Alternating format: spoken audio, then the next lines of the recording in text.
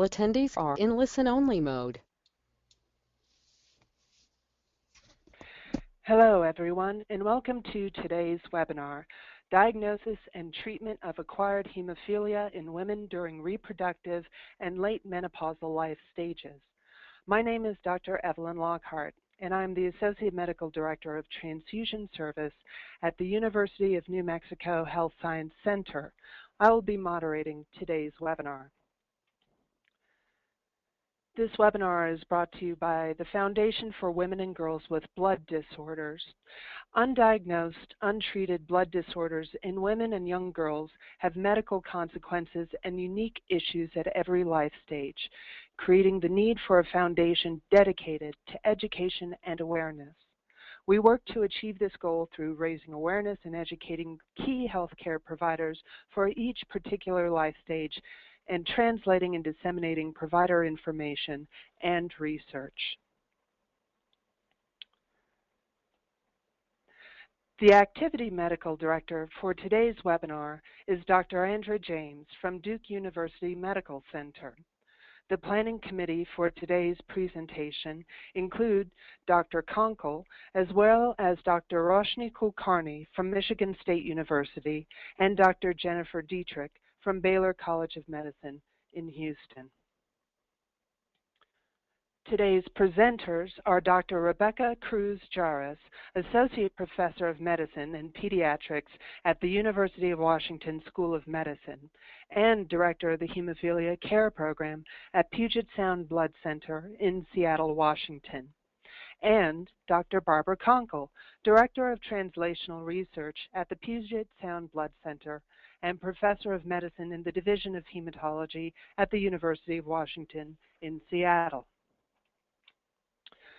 To ensure the best sound quality during the webinar today, all attendees will be muted during the webinar.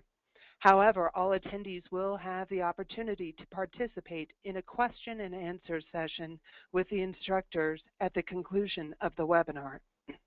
You can submit your questions during or after the webinar via the chat box in your GoToWebinar control panel found on the right-hand side of your screen.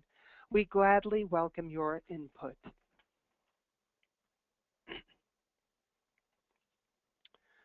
Next slide. In accordance with Duke University Health System Department of Clinical Education and Professional Development Policy, the Faculty and Planning Committee for today's webinar have disclosed any significant financial interest or other relationships of interest relative to the topics that will be discussed during this activity. Such disclosures allow you to better evaluate the objectivity of the information presented in the lecture. You may learn more about this at the Foundation's website, fwgbd.org. Dr. Dietrich had no disclosures today, but the following speakers or planning committee members have indicated they have relationships with industry to disclose, including Dr. Konkel, Dr. Cruz-Jarras, Dr. Kulkarni, and Dr. James. Next slide. Duke University Health System Department of Clinical Education has designated this live webinar for a maximum of 1 AMA PRA Category 1 credit. Physicians should claim only the credit commensurate with the extent of their participation in the activity.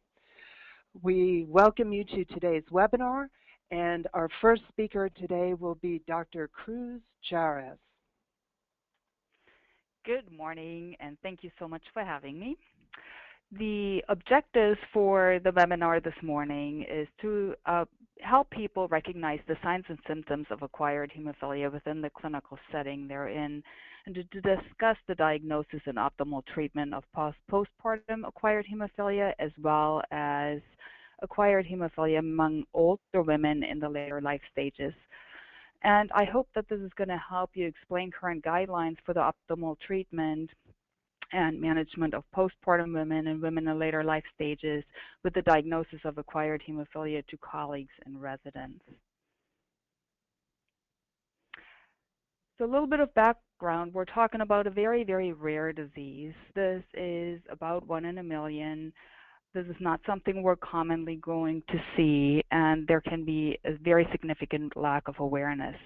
Part of this webinar today, and part of hopefully you going out and being able to teach other people, is to raise awareness, and by that, hopefully decreasing the delay in diagnosis that can be quite significant in this condition.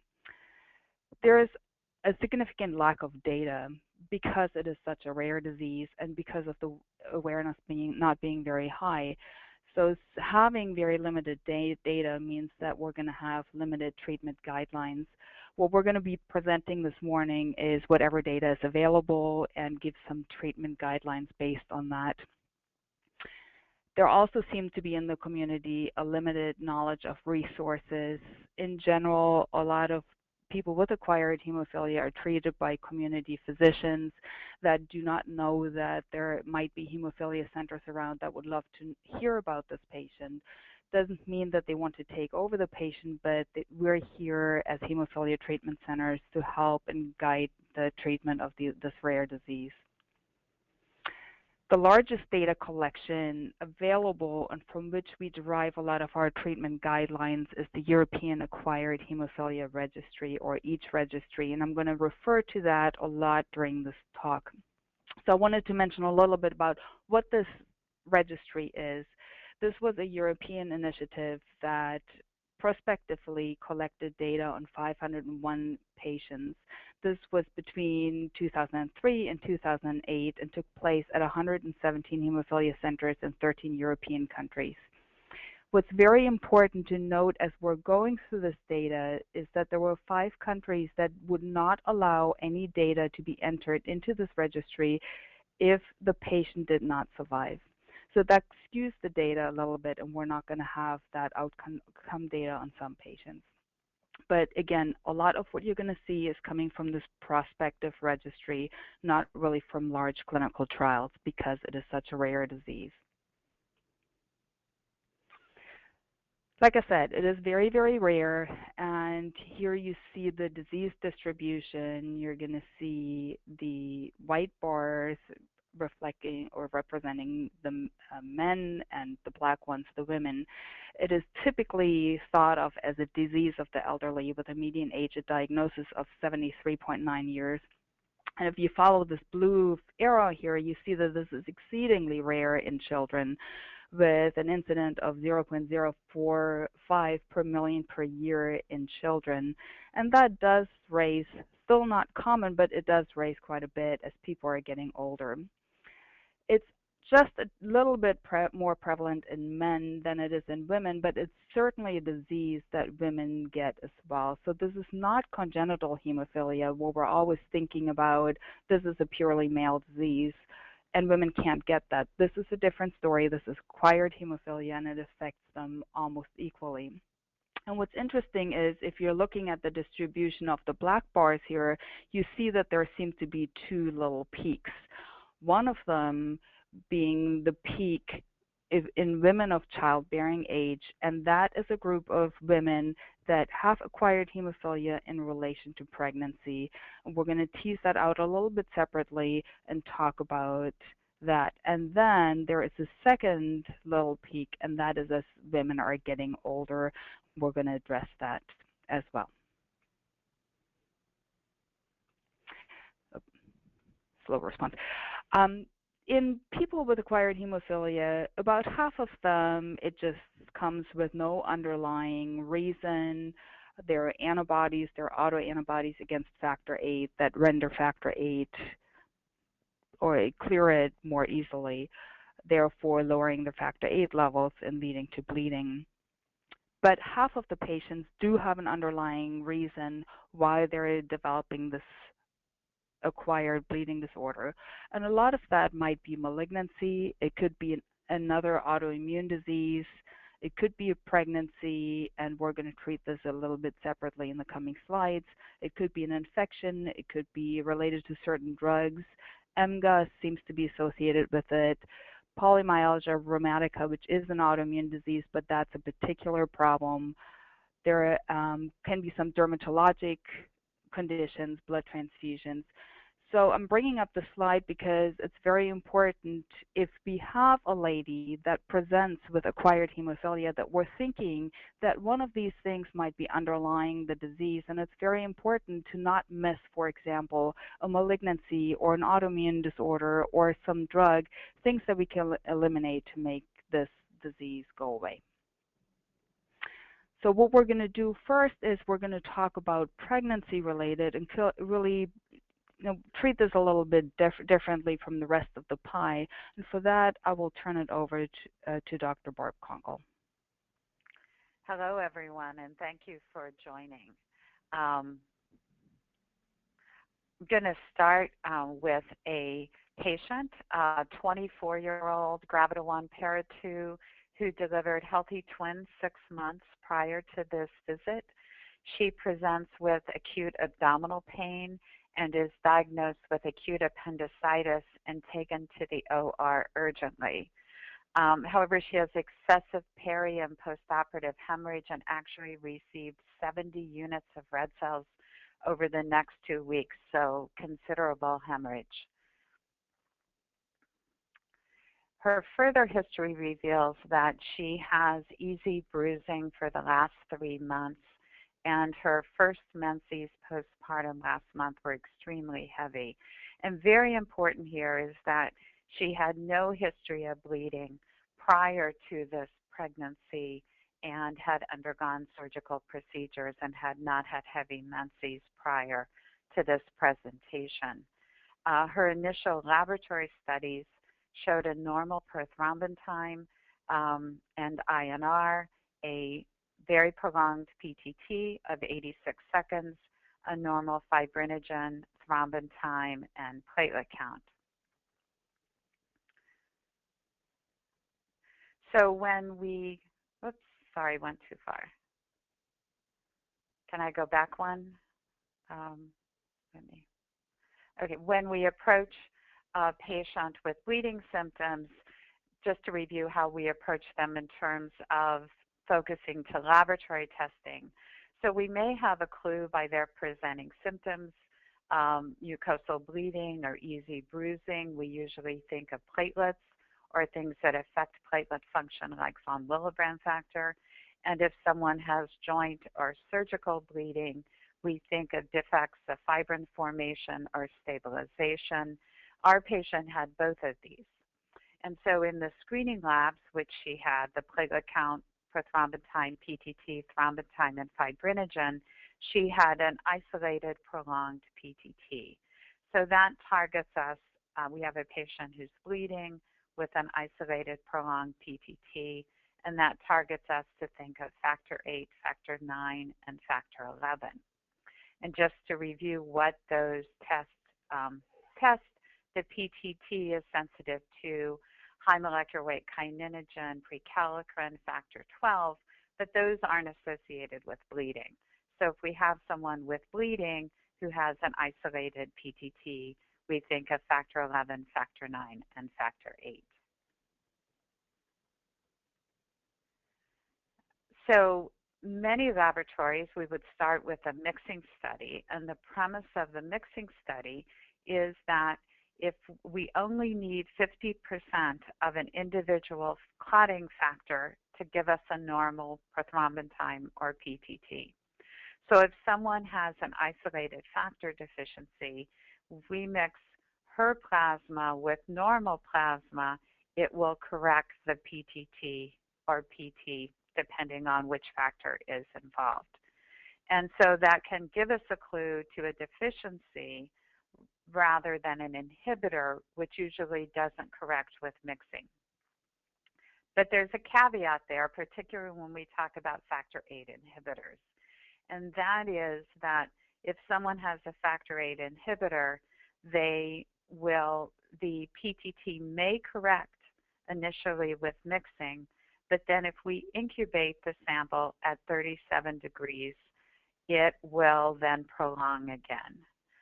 That, as I'll review later, does not happen with a lupus anticoagulant, which is the important thing to differentiate here, except there's a big difference in that if someone has a factor 8 inhibitor, they're bleeding, And if someone has a lupus anticoagulant, they're either usually have nothing going on or they're having thrombosis.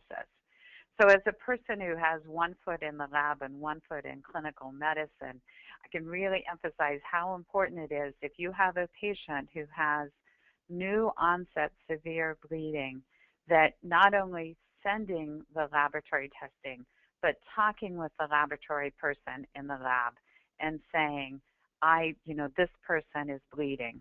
That's so important for the laboratory, and this person didn't bleed before, and that's when we look for acquired inhibitors. So if we have evidence of acquired inhibitor, then we measure it with an assay called the Bethesda titer, and this shows what that is. It's a mixing study where we mix the patient plasma, shown in green, into dilutions of that into normal control plasma, which is shown in yellow. And the Bethesda titer tells us how strong the antibody is.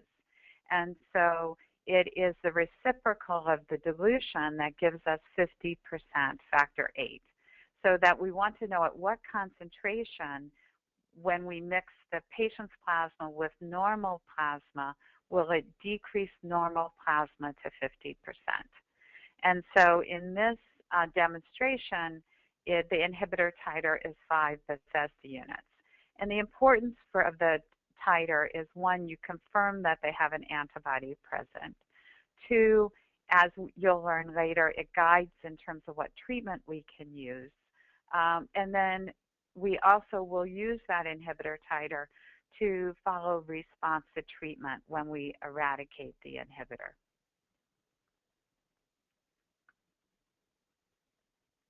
So just to kind of, to review when we're differentiating things in the laboratory, so if we have an acquired factor VIII inhibitor, we'll have a prolonged PTT, which may or may not correct with mixing, but will prolong, the PTT will prolong after we've incubated the sample. The factor VIII activity will be low. It will not correct with phospholipid, and we will have a positive Bethesda titer. For a lupus anticoagulant, we'll have a prolonged PTT. It will not correct with mixing, and incubation won't affect it because it's a laboratory phenomena that we're looking at. So there's nothing physiologic that's happening in the tube. The factor VIII activity will be normal, but the PTT will correct, or whatever assays used for lupus anticoagulant will correct with phospholipid, and the Bethesda titer will be negative. For heparin, if there's heparin in the tube, the PTT will be prolonged. It will not correct with mixing because heparin is an inhibitor. The factor VIII activity will be normal, and it also won't correct with the addition of phospholipid. And most lupus anticoagulant testing actually absorbs out the heparin, and there will not be a factor VIII inhibitor. And in factor VIII deficiency, if we have someone with inherited hemophilia, they will have a low factor VIII, and their PTT will correct with mixing. So in our patient, she had a PTT of 86 seconds. It mixed to 40 seconds, which is not quite completely correcting. And then when we incubated it and redid the PTT, it prolonged to 80 seconds. Her factor VIII was 1%, and her factor VIII inhibitor titer was 96 Bethesda units, which means if we diluted her plasma 96-fold and mixed it 1-to-1 with normal plasma, we would reduce factor VIII in the normal plasma by 50%. So she had a very high titer factor VIII inhibitor, and so she was diagnosed with acquired hemophilia.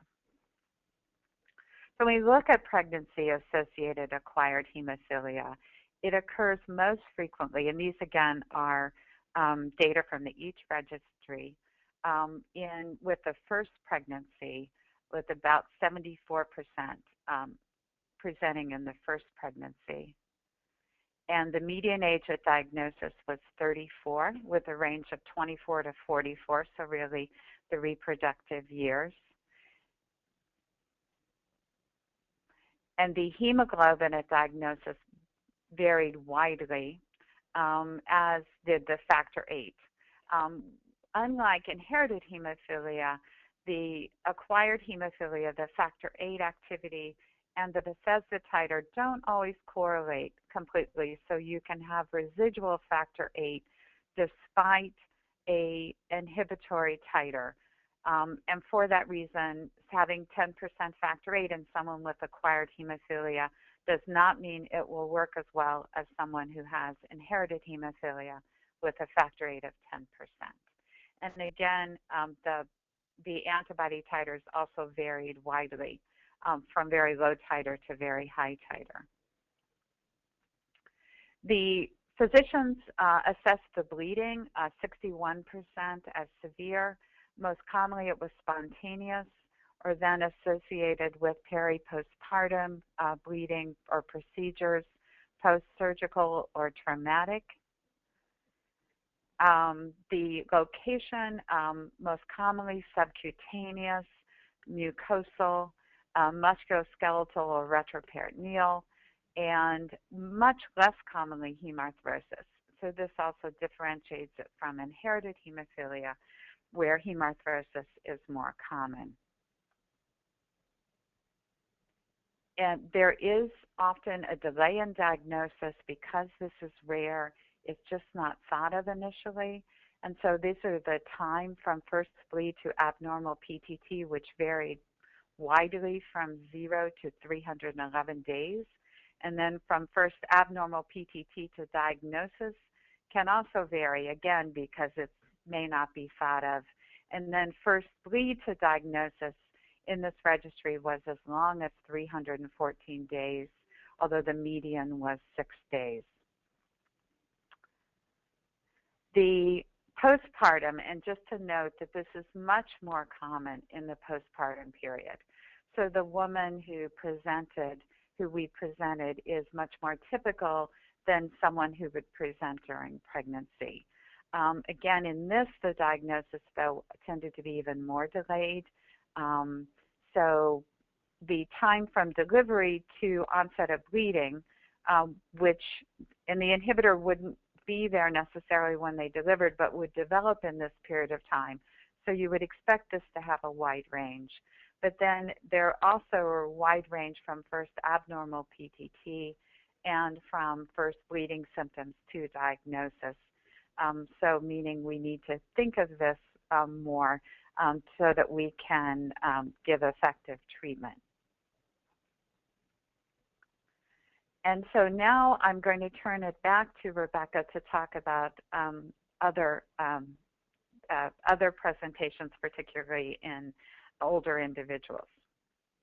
Yeah. So now we're going to switch again, and I took out that little pregnancy pie, and we're going to talk about the rest of the pie, which again, to remind everybody, is usually in elderly women, certainly postmenopausal, and here is where we need to consider these underlying reasons, such as malignancy or autoimmune disease.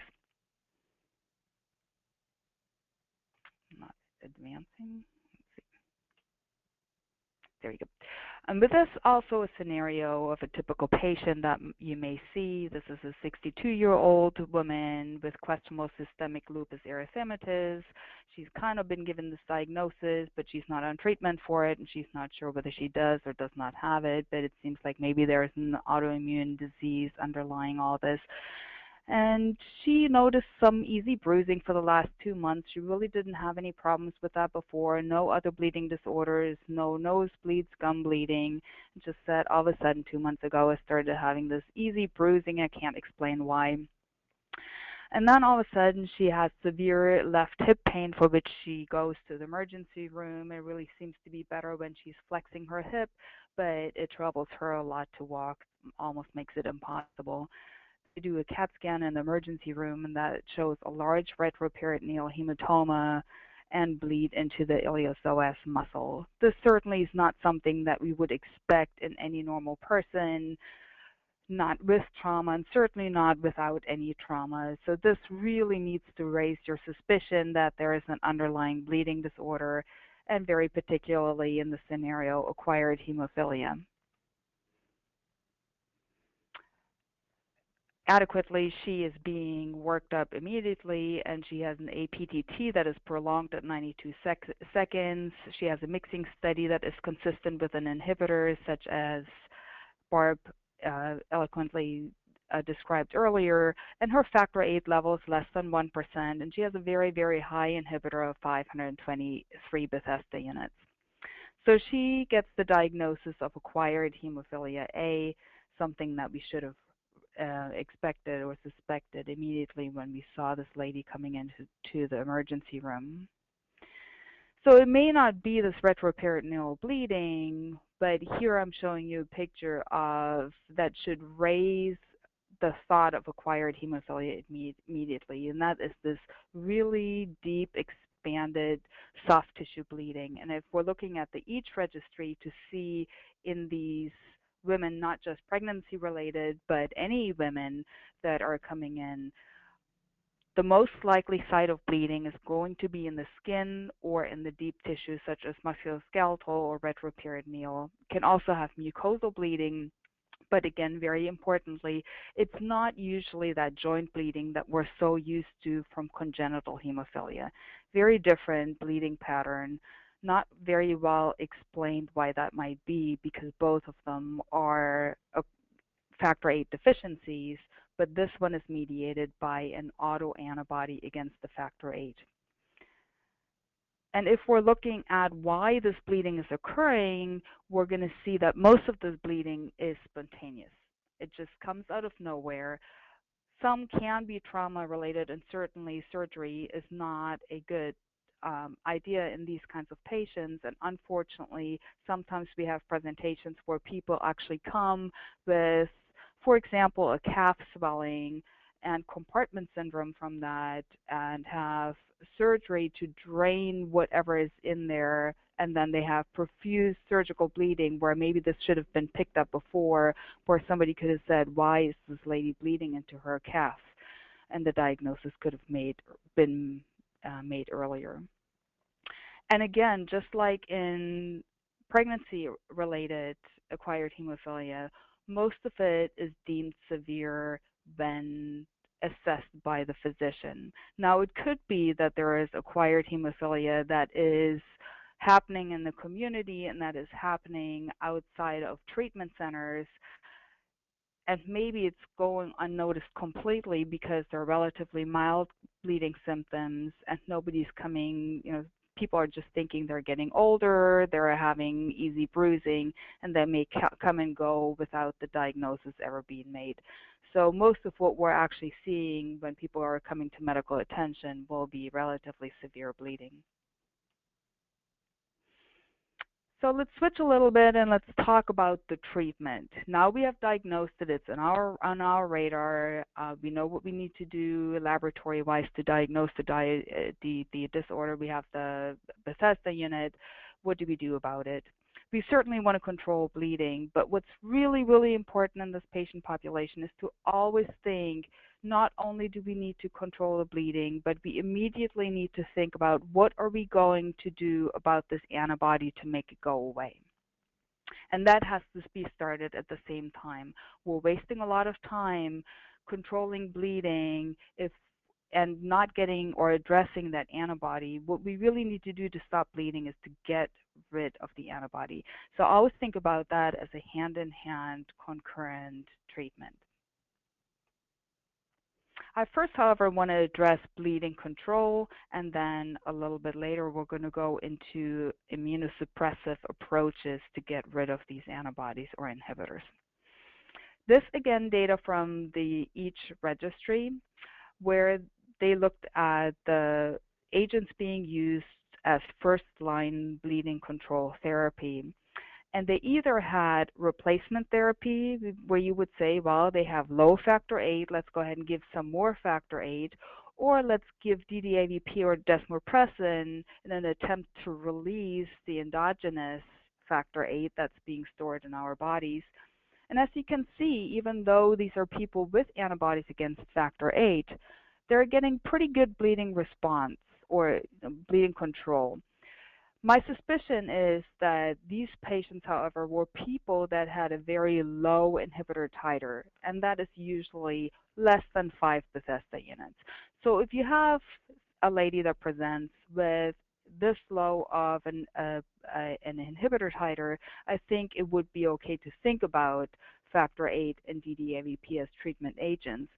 But if you're looking up to the bypassing agents, you're going to see that you're going to get much, much better bleeding control. And actually pretty effective bleeding control up to 90% as a first-line bleeding control. And that is definitely the treatment choice for people who have more than 5 Bethesda unit inhibitor level. So what are these bypassing agents? And here is the cartoon that Barb showed earlier, simplistically thinking, but it illustrates the point. And you see what's missing here are the antibodies we have are against factor VIII. That's what's missing. That is what's low. And what we're trying to do with the bypassing agents is that we're pouring something else into this clotting cascade system to overcome this need for factor VIII. So either we can do that with recombinant factor VII activated and give big amounts of factor VII that then can give us a clot, or we can do that with activated prothrombin concentrates. And the prothrombin concentrates have factor 2, 9, and 10 in their inactivated form and factor 7 in their activated form, and that can also be given. Both of them are given IV, just like the clotting factors. And both of them, as you see, have been shown to be quite effective. So though they're effective, you have to keep in mind that they're not replacing what's missing. They're not replacing factor VIII. And therefore, I cannot really measure whether I'm giving too much or whether I'm giving too little. I know that I'm giving too little if the patient still bleeds. But what is too much? Let's think back to the patient population. So these are elderly women. They might be 60, 70, 80 years old. And they may have underlying cancer. That is a prothrombotic condition. They may have underlying cardiovascular disease. They're certainly at higher risk for thrombosis. They may have had a thrombosis. So is it a major problem to give all these bypassing agents where I cannot measure whether I'm giving too much? I have, measuring a factor 7 level is not going to tell me anything. The factor 8 level is not going to change. So I'm kind of shooting in the dark here, giving them. Yes, they're effective, but am I giving too much? And am I putting these, especially elderly women, at risk for thrombosis? That was looked at in this registry. The EACH Registry was really not set up for that, but we have a little bit of data from that, and we certainly did capture in that registry some thrombotic events. It's a relatively low, but yet definitely higher than the general population. It's about equal considering the numbers with recombinant 7 or with an APCC. And those kinds of thromboses can be myocardial infarctions, they can be strokes, they can be venous thromboembolism. So the last thing we want to do is when we have this patient who's coming to us for bleeding symptoms is to make them leave with a myocardial infarction or, God forbid, have this woman die from it. So we're constantly teetering in this elderly patient population between controlling the bleeding symptoms and possibly giving them or provoking a thrombosis. And we need to think about that very carefully. And we need to think about that very carefully as we're also giving them immunosuppression to get rid of the inhibitor.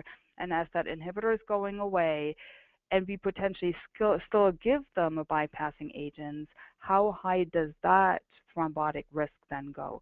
So you have to be very, very aware of that. This can be very difficult to treat these patients, and this is why it's a good idea to have a hemophilia center involved in the care of these patients. Very responsible. So with this in mind came the idea, well, can we give something to these patients that prevents bleeding, that has the same hemostatic quality as human factor VIII, but that I can actually measure? So in comes the idea of using a porcine factor VIII. And that has been around since the 1950s, where porcine factor or porcine plasma was given to bleeding patients. And they saw, oh, we're getting hemostasis with that, even though it's not human plasma. So from that, people realized that the porcine factor seems to have similar hemostatic qualities, and you can actually measure factor VIII levels, but it seems to be different enough so that people that have this antibody against a human factor VIII do not really necessarily also see that porcine factor VIII and do not inactivate the porcine factor VIII. And in 1986, the U.S. approved High-8C, which was a plasma-derived porcine factor VIII, and that was quite effective in bleeding control. It did seem to have some cross-reactivity, so some people this was not a good product for, or some people, after they used it for a while, those human anti-factor VIII antibodies also started realizing, this is factor VIII as well, and we're going to inactivate that. But at least for a while, it was a very, very active and efficient hemostatic agent in patients. Unfortunately, this drug was taken off the market in 2004 because there was concern of porcine parvovirus transmission. Never reported, but the scare was high enough that the product was withdrawn. In comes an FDA approved on October 23, 2014, a recombinant porcine factor VIII, now completely removing that fear of any disease transmission. And that was a clinical trial that was done in 29 patients. Doesn't sound like a huge group of people, but again, this is a very rare disease, and this is a multinational, international study, and they showed that in patients with severe bleeding, they had 100% bleeding control, so great clinical efficacy at 24 hours. There were no serious adverse events. There were no thrombotic complications. Factor VIII levels were measured in all of those patients, and the dose could be titrated by the factor VIII levels. Interestingly, looking again at this cross-reactivity of these antibodies, was that in all comers, all of those 29 patients, 10 of them had cross-reactivity. So they had an antibody against human factor VIII, but they also had a detectable antibody against porcine factor VIII, up to 29 Bethesda units. But still, all of those 10 patients had great bleeding control and achieved measurable factor VIII levels. So what about those other 19 patients here in green? Those other 19 patients, of those, 4 of them, over the course of their treatment with the porcine factor VIII, did actually develop cross-reactivity, so they also started having antibodies against the porcine factor. And here they went quite high, up to 166. And in 2 patients, they actually had to be taken off study because they could no longer respond to the porcine factor. But at least for a while, it controlled their bleeding, and it certainly controlled their bleeding really well at 24 hours. So if you have somebody who's coming in with an intracranial hemorrhage, I think this might be a great therapy to give, because you know you're going to get good bleeding control, you're going to get factor VIII levels that are measurable, and at least for a while this is going to be working, and it may continue to work for several weeks or months, giving you some time for immunosuppression and hopefully for you to get rid of that inhibitor. So with that, let's switch to what should we do for immunosuppression. So we haven't forgotten our hand-in-hand, and while we discussed the bypassing agent and the porcine factor VIII, we have started our immunosuppression. But what should we start? And this again from the EACH Registry. The standard of care has been for a long time steroids or steroids with cyclophosphamide. And if you're looking here in the second column at the percent of people with complete remission, it is definitely highest in people who are getting treated with steroids and cyclophosphamide. The relapse rate is 12%, so always something that we need to keep in mind, that we follow those patients out a longer time. When the inhibitor goes to 0, they are not done. They need to be followed up after that. Let's compare that to steroids alone. Steroids alone definitely give us much less of a complete remission rate and also have a very high relapse rate. So that would argue that steroids and cyclophosphamide are certainly superior. And then rituximab has been an agent that is increasingly used in this condition.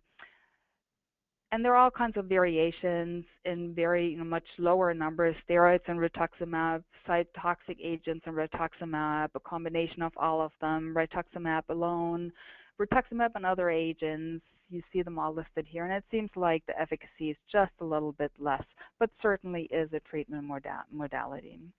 In the people that did not respond and needed to go to second-line therapy, there was a response rate of about 58% who achieved complete remission.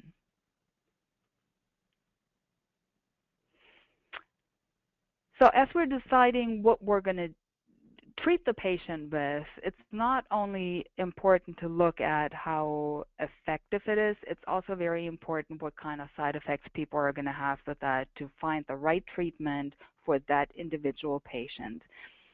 So here in the red box, you see the side effect profile of what would be deemed to be the most effective treatment. That's steroids and cyclophosphamide. And 41% of patients did have side effects with that. Most of them were infections, some neutropenia, some people diabetes from the steroid use, and there were some psychiatric disorders.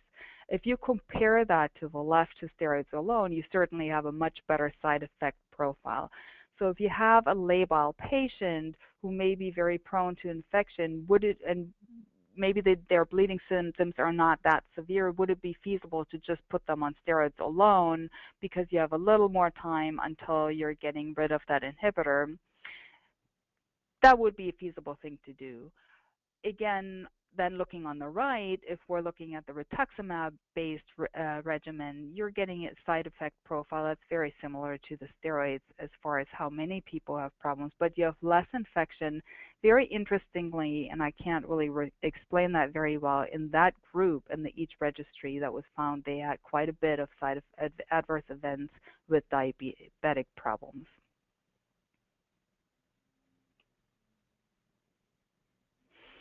Overall, what is the outcome? How do people do with acquired hemophilia? And of the people that did have follow-up, and again, I need to remind you of what I reminded you in the very beginning. The EACH registry, 5 countries did not allow their patients to be enrolled if they did not survive. So the survival data is quite skewed here, and there are probably a lot more patients that died in the follow-up period or had very high mortality. What did people die of? Was it of the treatment, of the bleeding?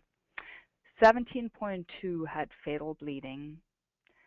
16.1 had complications or died of bleeding from the immunosuppressive therapy.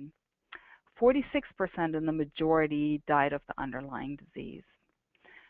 So again, going back to, it is very important that we look at the underlying disease. Is there a malignancy? Is there anything we can do about that?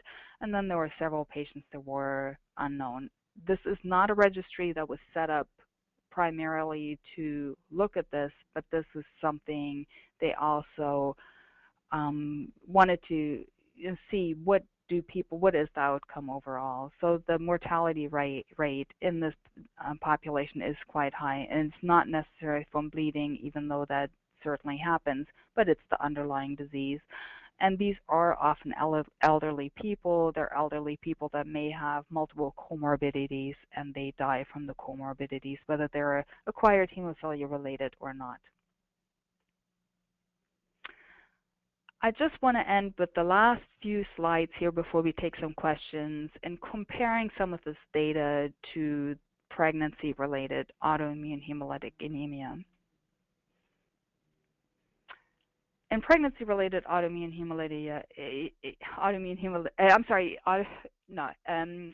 hemophilia. I apologize. The efficacy of bypassing agents in bleeding control, whether you're using the recombinant factor 7A or the APCC, these are very small numbers, but they were quite effective. And here you can see that there was bleeding was resolved in 92% of patients with recombinant 7 and 100% with the APCC. So these are really good agents to control bleeding in pregnancy-related acquired hemophilia. Duration of treatment varied widely. The median was 2 days, so really not all that long, but some of them had to be treated quite a long time, up to 90 days before cessation of bleeding. So I would argue that this is a pretty good treatment for pregnancy-related acquired hemophilia bleeding. And most importantly, in this population, there were no thrombotic complications, probably because they were much younger. A lot of them were postpartum women, so not pregnancy, where they're at higher risk for thrombosis. So they seem to tolerate this treatment really well. And I'm not really sure where porcine factor VIII fits into this patient population.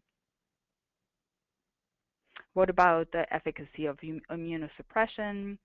74% responded to first-line therapy, so somewhat similar. Again, here, higher response of steroid with cytotoxics than with steroids alone.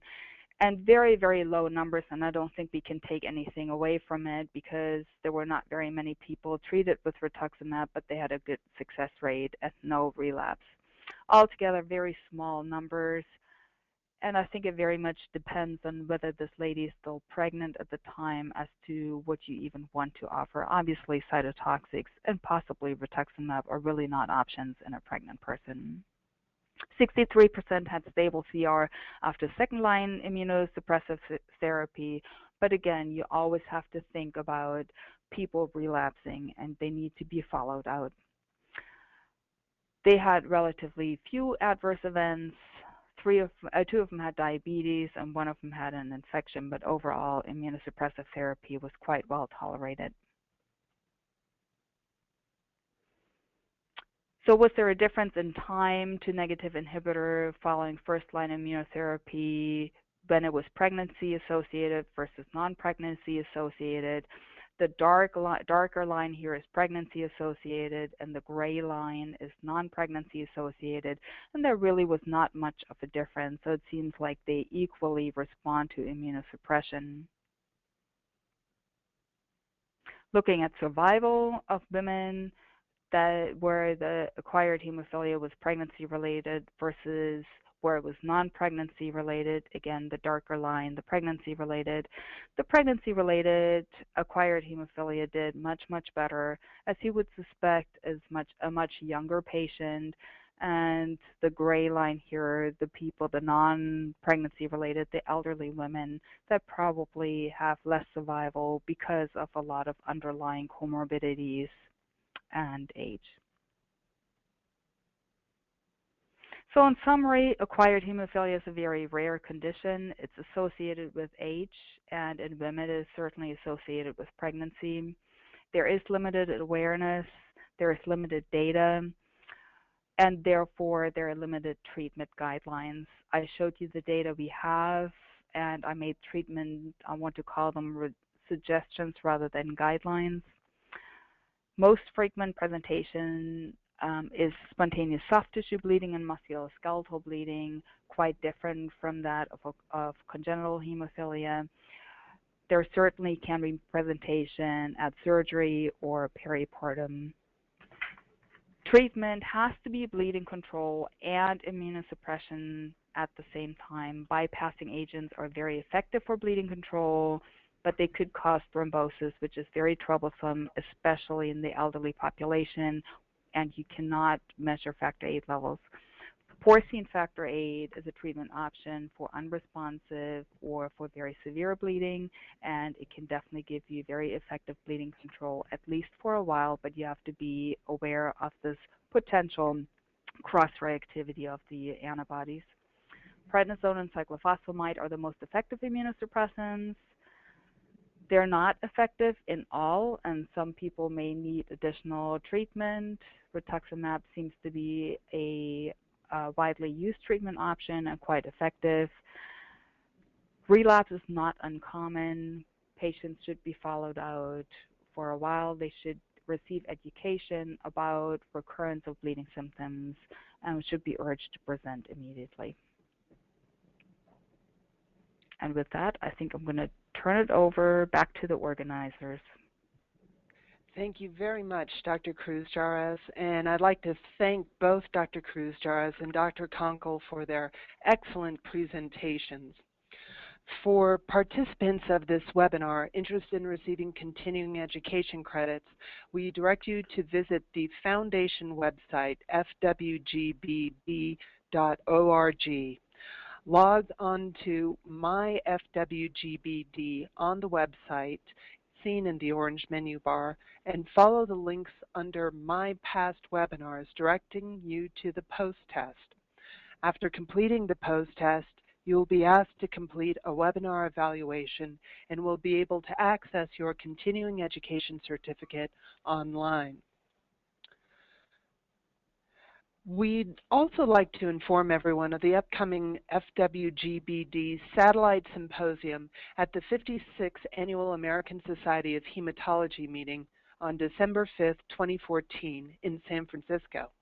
The symposium will examine the global impact of anemia, focus on the contributions of sickle cell disease, malaria, obstetric hemorrhage, and inherited bleeding disorders on the worldwide incidence of anemia in women and girls. Pre-registration for the symposium, as well as additional information, can be found on our website at fwgbd.org. We'd also like to inform everyone of our next upcoming webinar on December 17th, 2014. This webinar will provide evidence-based practical information on the signs and symptoms of bleeding disorders, specifically hemophilia carriage, von Willebrand disease, and other rare bleeding disorders in women and girls. It will discuss the prevalence of these symptoms and describe the accurate evaluation of, including laboratory assessment of, and the clinical management of these bleeding disorders among women and girls for optimizing their quality of life. Please check our website, fwgbd.org, for additional information. At this time, we will proceed with the question and answer part of our program. As a reminder, participants can submit questions via the chat box in your GoToWebinar control panel. We see that some of the participants have raised their hands, and we would encourage you to submit the questions in the question pane. Questions will be answered in the order they are received. And we've already received some excellent questions. The first one is for Dr. Cruz-Jarez. Dr. Cruz-Jarez, what is the time frame generally seen for relapse after remission of the inhibitor in either the peripartum or the elderly patient? That's a really excellent question, one that we have very little information on, and it's partially because women are not really followed out very much. A lot of people lose their inhibitor, they stop bleeding, everything's good, and they go their own way, they move away, and this is a chronic thing that we don't have a lot of follow-up because people feel well. So it's hard to tell. I've seen them up to 2 years later where all of a sudden they pop back up again. Often it's within a few months. It depends on what the immunosuppressive therapy was. It's often with rituximab. You have to think about that B-cell reconstitution where when the B cells come back in about 6 to 9 months after the rituximab course, at that point people would certainly be at higher risk for recurrence. Interesting. We have a second question, and this is also for Dr. Cruz-Charles and Dr. Kunkel, if you have anything to add as well. What would be the recommended lengths of follow-up for complete responders? Ties into the previous question. I tend to give them a lot of education and say, well, you know, you lost your inhibitor, let's go ahead and do monthly inhibitor tests, or it doesn't even have to be an inhibitor test, but more factor VIII level, because if that factor VIII starts going down again, I may not even detect the inhibitor yet, but I know that something might be happening. They have my 24-hour access number, so they can call me as soon as they have any kind of bleeding symptoms, and at that point it certainly would be very important to do evaluation with a factor VIII and an inhibitor level again. Otherwise, if they're doing well, I try to see them once a year, or at least touch bases and make sure that they don't have any bleeding symptoms. If at all possible, do get a factor VIII, and I try to do that as long as I can, because I don't know what the natural history is, and can people have a recurrence 2, 3, 4 years later? I don't know. We don't have that data. We've received another question, this one for Dr. Kunkel. In considering the serious side effects that had been mentioned, which of the immunosuppressive therapies is better tolerated at time of treatment in your experience? So I think as Dr. Cruz-Charles presented, that these are all pretty well tolerated, and initially probably issues related to steroids are the most immediate if someone has diabetes or they have reactions to steroids, and so sometimes that needs to be modulated. But the Cytoxan or if one goes to rituximab are generally both well tolerated. Okay. And lastly, a two-part question for you both.